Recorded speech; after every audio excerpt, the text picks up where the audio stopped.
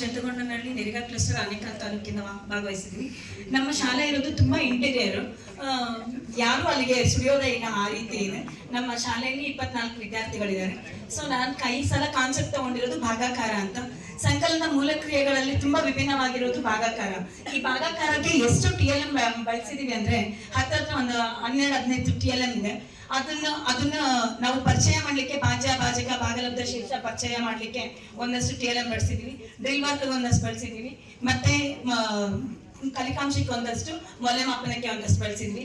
ಅಷ್ಟೇ ಅಲ್ಲ, ನಾವು ಪಾಲಕರನ್ನ ಬಳಸ್ಕೊಂಡು ಇದು ವಿಂಟೇಜ್ ಪೇಪರ್ ಅಂತ, ಅದು ಹೇಗೆ ಫೀಲ್ ಆಗುತ್ತೆ ಅನ್ನೋದು ರೀತಿಯಲ್ಲಿ ನಾವು ಅದು ಓಲ್ಡ್ ಪೇಪರ್ ಇರುತ್ತಲ್ಲ ಆ ರೀತಿ ಫೀಲ್ ಆಗುತ್ತೆ ಅಂತ ಅದೊಂದು ಕ್ರಿಯೇಟಿವ್ ಆಗಿ ಮಾಡಿದೀವಿ. ಅದೊಂದು ಅಷ್ಟೇ ಅಲ್ದಿನ ಈ ಟೇಬಲ್ಸ್ಗೆ ಈ ರೀತಿ ಮಾಡಿದೀವಿ.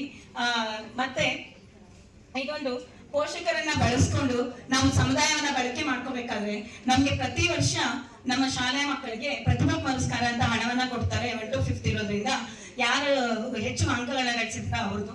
ಮತ್ತೆ ಇದೆಲ್ಲ ನಾವು ಏನು ಪೋಷಕರನ್ನ ಬಳಸ್ಕೊಂಡು ಸಮುದಾಯವನ್ನ ಬಳಸ್ಕೊಂಡು ಹೇಗೆ ಇಂಪ್ರೂವ್ಮೆಂಟ್ ಮಾಡಿದೀನಿ ಅಂತ ಅಲ್ಲೊಂದಿದೆ. ಮತ್ತೆ ಇದೆಲ್ಲ ಸ್ಕೂಲ್ ಕ್ಲಬ್ ಅಲ್ಲಿ ಏನೇನು ಆಕ್ಟಿವಿಟೀಸ್ ಮಾಡಿದೀವಿ ಅಂತ ಹೇಳಿದ್ರೆ ಈ ಥಿಂಗ್ಸ್ ಎಲ್ಲ ಇದೆ.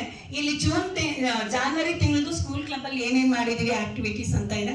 ಇದೊಂದು ನಾನು ಆಲ್ಬಮ್ ಅಂತ ಮಾಡಿದೀನಿ. ಇದು ಎವ್ರಿ ಮಂತ್ದು ಇಡೀ ಇಯರ್ ಒಂದು ಕಾನ್ಸೆಪ್ಟ್ ಮಾಡ್ಕೊಂಡಿದ್ದೀನಿ.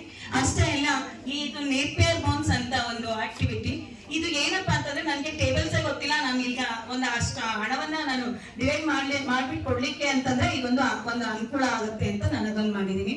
ಇದೊಂದು ನೇಪಿಯರ್ ಬೋನ್ಸ್ ಅಂತ. ಮತ್ತೆ ಇದೊಂದು ವಿಶಿಷ್ಟ ಮತ್ತು ವಿಭಿನ್ನವಾದ ಕ್ರಿಯೆ ಅನ್ನೋದಕ್ಕೆ ನಾನೊಂದು ಶಾಂಪಲ್ ತಂದಿದ್ದೀನಿ. ಇದು ನಾನು ಮತ್ತು ನನ್ನ ಸ್ನೇಹಿತರು ಅಂತ. ಏನಪ್ಪಾ ಅಂತಂದ್ರೆ ನನ್ನ ಸ್ನೇಹಿತರನ್ನ ನಾನು ಹುರಿದುಂಬಿಸಿ ಸಮ್ಮರ್ ಕ್ಯಾಂಪ್ ಮಾಡಿದ್ವಿ. ಸೊ ಹಾಗಾಗಿ ಇದನ್ನ ಈ ರೀತಿ ಕ್ರಿಯೇಟಿವ್ ಆಗಿ ಮಾಡ್ಬೇಕು ಅಂತ ಅನ್ಕೊಂಡೆ ಇದನ್ನ ಮಾಡಿದೀನಿ. ಪೋಷಕರ ಪಾತ್ರ ತುಂಬಾ ಇದೆ.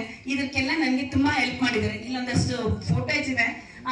ಇವೆಲ್ಲ ಕ್ರಿಯೇಟಿವ್ ಆಗಿ ನನ್ಗೆ ಮಾಡ್ಲಿಕ್ಕೆ ಅವರು ಸಹ ತುಂಬಾ ಅನುಕೂಲವನ್ನ ಮಾಡಿಕೊಟ್ಟಿದ್ದಾರೆ ಅಂತ ಹೇಳಿಕ್ಕೆ ನಾನು ಇಷ್ಟಪಡ್ತೀನಿ. Thank you sir.